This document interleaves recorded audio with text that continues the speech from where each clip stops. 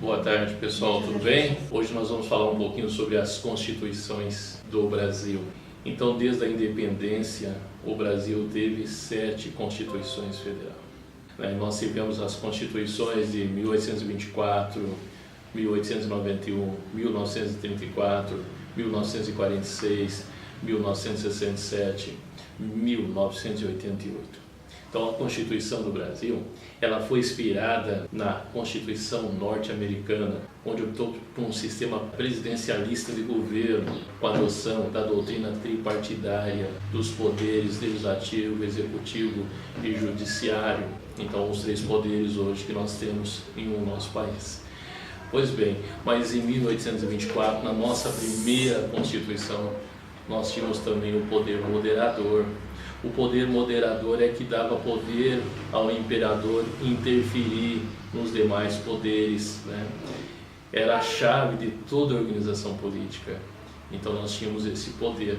E a primeira carta magna que nós tivemos, foi a que mais vigiu. Ela ficou 65 anos, entre 25 de março de 1824 até 15 de novembro de 1889. 15 de novembro, uma data bem conhecida por todos nós, Proclamação da República. Já logo na sequência, em 1891, teve uma Constituição que foi promulgada. Logo no vídeo sequencial nós falaremos então sobre o que é uma Constituição promulgada. Qual é a diferença entre Constituição promulgada e Constituição outorgada. Em 1891, a nossa Constituição então ela foi promulgada e ela espelhou-se aí num momento político e social porque o país passava com a proclamação da República. Foi a primeira Constituição republicana que foi introduzido modificações profundas no regime e nas práticas jurídicas e também políticas do nosso país. Em 1934,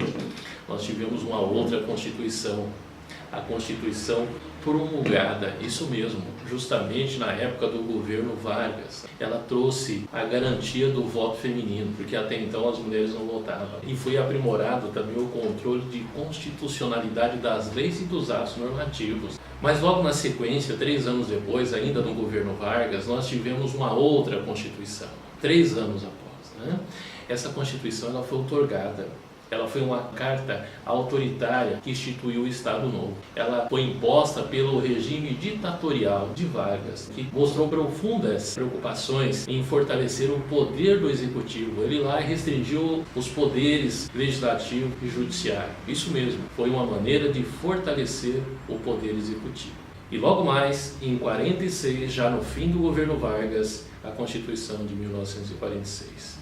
Essa, por sua vez, foi promulgada, foi a redemocratização que ocorreu no nosso país. Foi logo após o fim da Segunda Guerra Mundial. Mas, já na sequência, em 1967, então já devemos, vocês já imaginam em que período que nós estávamos, né? O período do regime militar. Então nós tivemos uma Constituição outorgada e ela se preocupou com o quê? A Constituição ela se preocupou fundamentalmente com a segurança nacional, deu mais poderes à União e ao presidente e também restringiu os direitos e garantias fundamentais dos cidadãos brasileiros.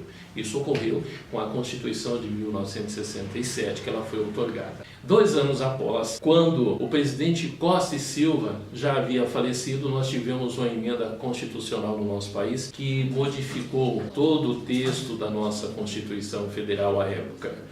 Algumas pessoas dizem que essa emenda constitucional seria uma Constituição Federal brasileira, porque ela alterou todo o texto constitucional. Porém, de acordo lá com aquilo que consta no site do próprio Supremo Tribunal Federal, do nosso STF, não considera a emenda constitucional número 1 como uma nova Constituição. Ele considera, sim, que ela é uma simples emenda constitucional. E também foi uma carta autoritária e imposta. Logo na sequência, e por fim, a última Constituição que nós tivemos e aquela que está vigendo até hoje, a Constituição de 1988. Essa Constituição ela ficou considerada como a Constituição cidadã. Ela trouxe direitos diferenciados, veio com ela um anseio de liberdade que era manifestado pelo povo brasileiro. Ela pôs fim aos governos militares, justamente no momento de anseio pela democracia, pelo pelo direito de eleger o seu presidente. Ela foi promulgada na Assembleia Nacional Constituinte e ela trouxe com elas leis avançadas para a época, um texto moderno com inovações relevantes para o país. Então seria isso um entendimento básico sobre Constituição do Brasil. Um grande abraço.